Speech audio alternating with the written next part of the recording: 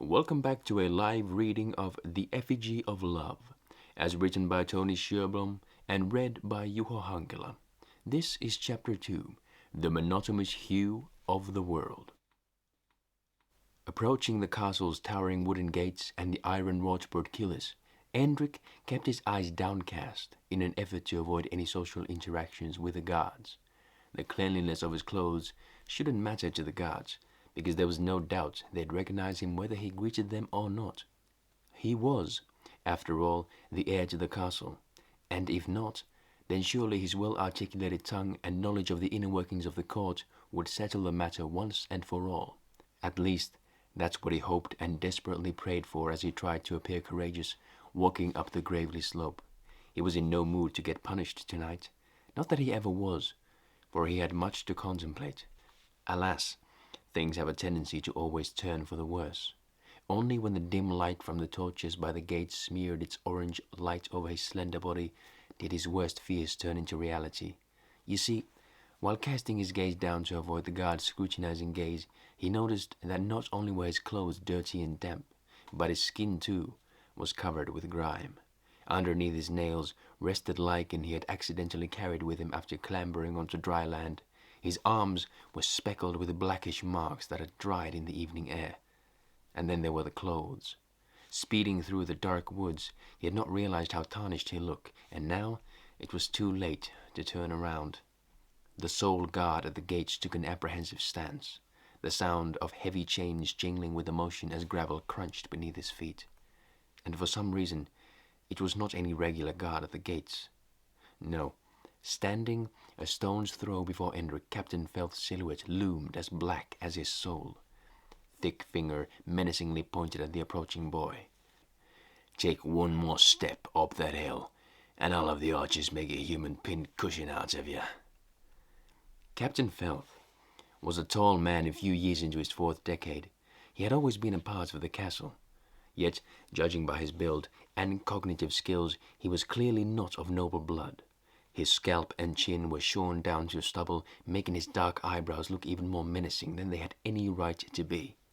Hendrik utterly despised the man. He was the ugliest thing to walk the planet, though not because of his looks. His grayed-out blue eyes and angular face reminded him sorely of Hendrik himself, but because of his black soul. You see, the man was as brutal as he was sly, expediting punishments left and right for the most minor things, even torturing rabble, as the low-born peasants were referred to, whether they were found guilty of a crime or not. The power he held as captain of the castle guards made him none the friendlier, except for when it came to Hendrik's parents. He was a firm believer in chain of command, him being of the highest rank beneath Lord Malouin and Lady Grethelin, thus always addressing them cordially and with respect. Everyone else, though, was beneath him, and he made everyone abundantly clear on the subject. One would assume that as a son of the Lord and Lady, Hendrik would have been out of Felth's reach, untouchable in the eyes of the law, but this was not the case. He had felt the captain's fury many times, no matter how small the error, failing to address the captain properly, not having tucked his shirt or tied his laces correctly, having been in the wrong place at the wrong time. Juridically speaking, the tugging of the ear and the rough pushes were out of line. Hendrik had delved deep into the matter many years ago, yet Felth still continued his malignant behavior, even going so far as to ask the Lord and Lady for permission on several occasions to correct the boy, and permission had been granted, over and over again. Thus, it was no wonder Hendrik felt as if the captain held a personal grudge against him. Hendrik stood still as a candle as the bitter thoughts ran through his head. Had it been anyone else standing guard, he might have been able to get inside by saying who he was and telling them to mind their own business. But he knew better than to do that now that he found himself standing in the oppressive shadow of Felth. But what other options did he have? Approaching in silence would see him killed, and if he... The sound of creaking leather, followed by the shadow growing wider, effectively snuffed out any thoughts Hendrik had. Without a word or gesture, he slowly backed away from the gates. Relieved Felth had let him go without as much as a scratch. From his window he had witnessed multiple times how the captain had treated unwelcome visitors, stabbing wildly at the rabble with a spear as if the people were rabid dogs trying to enter the castle, swinging a torch at them as if they were wild beasts, barking insults and commands as if he was a rabid beast. Rarely did he walk away from the gates unscathed if he didn't belong to the castle, or approached without being summoned. Thus, Endrik was thankful he was still intact. "Try not to get any shit on your pretty little boots." As he walked down the slope toward the town, Endrik could hear Felth chuckle and bellow commands to his men. He shut everything else out as he walked into the dark town, desperately trying to figure out how to get back home. The bell had not yet tolled 12, meaning there was still time to make it back to his chambers without anyone getting mad. It was only a matter of how. While he could try cleaning himself up, it wouldn't help much if Felth was standing guard. No summons, no entry. The only other option he could think of would be to sneak into the castle, but he knew the crenellations had guards stationed on them at all times. Besides, he was sure his childhood escape route down the eastern side of the castle was but a memory by now. That, or he had grown too big for that route. He hadn't needed to sneak in or out for years, always having been careful not to end up in situations like this. Yet here I am, down on my luck and sinking even deeper. Thus, Endrik saw no other options but to head into town and clean himself up somewhere. Chances were that he might run into some peasants willing to help him, for God only knew he was incapable of getting stains out of things. Where he came from, other people took care of such trivial tasks. Alas, the hope within him slowly diminished as he walked down the piss-stinking, packed dirt street. It seemed that the scorn and vitriol the townsfolk held within them rivaled the captain's, with the only difference between the two being that the townsfolk did realize that Endrik wasn't a part of them. The frills on his shirt, the blackness of his pants, the softness of his boots were like night and day compared to their rugged, tattered and sun-bleached tunics. Hardly anyone he met wore shoes, whether because it was summer or because they didn't own any he did not know. He couldn't even begin to imagine how awful it might feel on the feet to walk through the stinking slop in the streets. Still, he had not expected to be met with such hate and resentment. Naturally, he had always felt a societal disparity between the ones living within the castle walls and those living without. And as he had never been allowed to mingle with the lower class and get to know them on a more personal level, he, in his all-knowing ignorance, was unclear as to the exact reason why they scorned him so as he walked among them. He recalled multiple times when they had been riding through the town in their horse-drawn carriage. From the little wooden box, it had seemed that the people held both his father and mother in high regard, having always been met with smiling faces and showered with courtesy and prayers. Now that he was alone, though, Endrik was met with insults, cold shoulders, and implicit threats, the worst of them being a cruel play on the usual praise they had been showered with. You see, when traveling with his parents, the words, "May God speed you and light your way," had been murmured by every bowing peasant as they passed. But now, without the walls of the carriage between them, or the thundering hooves around to dampen their voices, Endrik was made abundantly clear of the second secret part of the prayer: into an early grave. Being alone and surrounded by such hate in the darkening evening sent a knife-sharp chill down his spine. He had to make haste, lest he might feel the wrath of the peasants before the wrath of the nobles, and he was unsure which were more lenient. Walking through the town, Endrik met with no luck until he reached the southeastern part of the town. There, by the river, behind an old workshop and a warehouse, was a small yet comforting sight. A crackling bonfire, its flames sending long shadows of the people surrounding it dancing across the ford and the ground. Like a ghost, he passed by the throng of seemingly lifeless people, silently watching the fire lap at the debris they'd used to create the haphazard bonfire. He squatted by the river and washed himself and his clothes as thoroughly as possible without any soap. In the light of the dancing fire behind him, his skin looked immaculate, and the stains on his clothes mingled well with the wrinkles in the fabric, meaning there was hope yet. Once I'm dry, I'll make it abundantly clear to Felth that I, in fact, belong to the castle. Hugging himself, in the cooling summer night, Endrik carefully approached the crowd around the bonfire.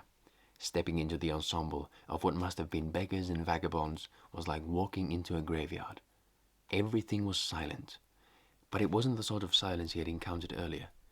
No, it was a silence that was welcoming in its desolation, like a fortress of solitude where lived neither kings nor rabble, where there were neither gates nor cruel guards. It was a castle everyone would inherit one fateful day. Though not a single word had been uttered since Hendrik joined the crowd, an invisible, heavy sadness echoed between the silent peers. Had Hendrik not seen one of them throw a log into the fire, he could have easily mistaken them for statues. No, ghosts. For such despair did they share that no person alive could muster it. Yet these people did, and thus would always do, as was their fate. Though Hendrik had felt his share of gloom in his short lifetime, this feeling was much unfamiliar to Hendrik. This somber atmosphere spoke not of cruelty, not of a grey world, but a black one, an intangible, shared but unspoken sorrow with such heavy presence that it subdued the men and women completely. It left no room for warmth to seep into their minds or hearts, though they once had carried it in abundance. Or soon I'll feel a dagger in my side. The whole world was cruel and hopeless, and though harmless as these people might seem, they too could hide evil within them. Yet, as long as they did not bat an eye at his presence, he would stay focused on his own task at hand. Standing in the middle of the solemn silence, partaking in it yet being careful not to let the gloom seep into his heart, slowly but surely his clothes grew stiffer as they dried. The light revealed that he was hardly clean, but with darkness already covering the world, he felt confident filth wouldn't. The sound of a dozen heavy boots scraping against stone broke the silence moment of contemplation like a glass shattering to the floor. And the second the glass cracked, the ghosts quickly and silently dispersed into the night, hauling their solitary fortresses with them. As Hendrik turned toward the noise, yet before he could react, a stiff leather glove reddened his pale cheek, and a musky smell, one taking him all the way back to his childhood, lingered in the wind. "You disgraced the whole of Castle Brightford, and all of its people with such disgustingly disgraceful manners." Malawan ground out between gritted teeth as he put his glove back on. "Father." Hendrik's eyes were round as plates as he looked from the Lord to the guards and back again. "What are you doing?" "What are you waiting for?" Malawan interrupted his son and gestured to the ghosts scattering into the forest. "Find the rabble and dispose of them. Brightford can't afford to have any rumors spread about this incident, and the less parasites there are out there, the better." Whined. A man the size of a dragon, his eyes like voids inside his helmet, nodded and sped across the ford, unnaturally limber for being clad in such heavy armor. The blade of his halberd glistened in the dark like a shooting star as he and 3 other rabid men on his flank disappeared into the woods. "Stop idling and get a move on." Malawan spat and started dragging Hendrik toward the castle, 2 silent guards flanking them. Hendrik clenched his jaw tight and slipped on his noble mask. Looking up, the castle called home, perched up on the crumbling rocky hill, looked even colder than the fortress of solitude he had recently witnessed. Thinking back to those poor souls and whatever fate they might meet with made Hendrik feel sick. Sick at the thought that they had welcomed him to enjoy their warmth, and he had brought nothing but chaos and death as he came. He shoved the thoughts aside, focused on keeping the mask in place, and left the rest up to God to keep them safe. "And to forgive me." In truth, it was not only for the ghosts he prayed. He shuddered at the thought of what his secret trip to the pond and the detour into town might entail. He already had an idea, of course, but neither his father nor Captain Felth ever ceased to amaze him with their creative cruelty. Lashing, at best, Hendrik thought, and could already imagine the all too familiar searing pain streak across his back. Or a broken bone, at worst. He took a deep breath to push back the memory of his first broken bone, the unnatural angle at which his arm had dangled, and the paralyzing pain it had come with. He had been about 10, relatively old to suffer his first broken bone, considering his mother always said, "What breaks you serves to make you stronger." Still, having your arm broken simply because your sword arm isn't as strong as the adult opponent's felt exceedingly harsh and counterintuitive. Nevertheless, Mother had been right. 8 years later, his arm was decisively stronger.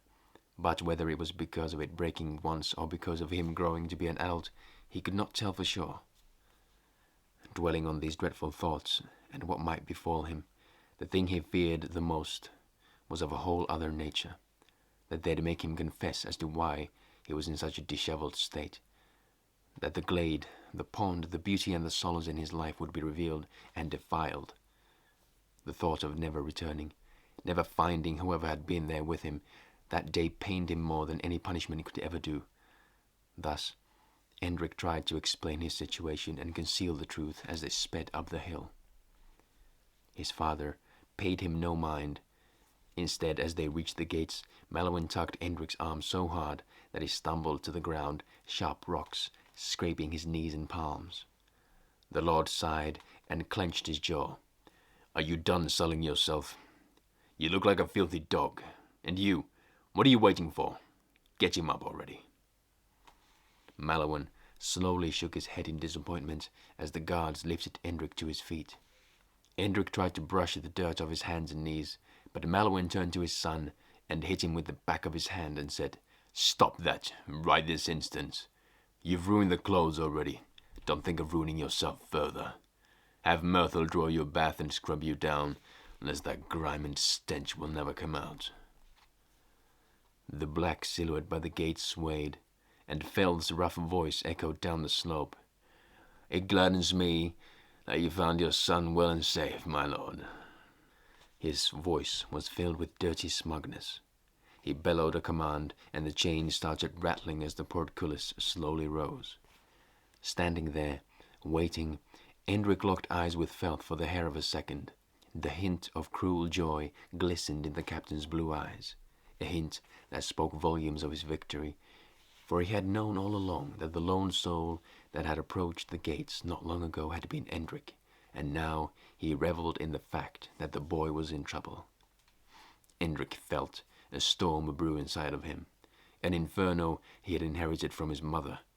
He wanted to release it and burn Feld to the ground, not only for getting him into trouble, but because as a result of his getting turned away from the castle, the vagabonds and beggars by the bonfire were also in trouble. "Have your guards light another fire in the courtyard." Malowin broke Endrik's reveries of revenge and pointed toward the ashes in the courtyard, embers still flickering like red stars in the night. "Your men will be bringing back some fuel upon return, and I want the rabble to be able to see clearly where their miserable journey ends." Endrik felt his mask slip as his guts wrenched. They were innocent people that had seen too much already, as was made obvious by the whole black aura surrounding them. He didn't want their deaths on his conscience, in addition to whatever pain was in store for him. The thought made him want to vomit, but all he could do was shove the regret deep down and burn it in the inferno within. "With pleasure." Feld saluted the Lord, a filthy sneer tugging at the corner of his mouth as he started bellowing commands to the guards. The limit to that man's cruelty knows no bounds. Endrik clenched his jaw and looked at his feet, not wanting his emotions to betray him in front of his father as he struggled to keep everything inside of him. There was nothing to do but resign. Endrik might be of noble birth, but Feld was under his father's direct command, and his father would never listen to Endrik's pleas to change his mind, and neither would the captain. Somehow, the two seemed to be united by cruelty, or maybe even pure evil, a thought that made Endrik even sicker, considering one of them was his father, his flesh and blood. "And you," Malowin hissed, and turned to his son. His voice held the scorn of 100 wronged souls as he said, "Let this be the last time you do something as revolting as this, lest the back of my hand wouldn't be the only thing you meet with." Endrik looked his father in the eye for what felt like an eternity. In his brown eyes raged anger that wanted to consume Endrik, consume the world, It wasn't unlike the inferno inside of Hendrik, only Mallowan's anger seemed to be twisted, content, and free. Eventually, Hendrik looked down at his feet, as he had been taught, as a showing of submission. The minister's bell started tolling its dull, droning grey, and once the 12th hallowed moment passed, Mallowan left without as much as a grunt or a word, leaving Hendrik to stare at the flagstones until the Lord's footsteps no longer echoed between the high, grey walls. A shiver rippled through Hendrik's body as the night's cold embraced him. And what a night it would be! Restless beyond restless, as his father had intended.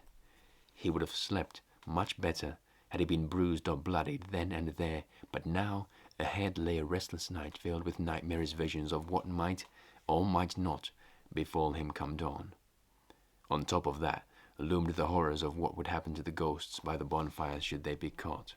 Their screams of horror and pleas for mercy would surely reach his chambers, as his father had no doubt intended, seeing as his drawing-room window overlooked the courtyard. Pondering his inevitable fate, dark thoughts gnawing in the bottom of his stomach like maggots, the portcullis rattled down its chains, slamming against the ground like the judge's hammer.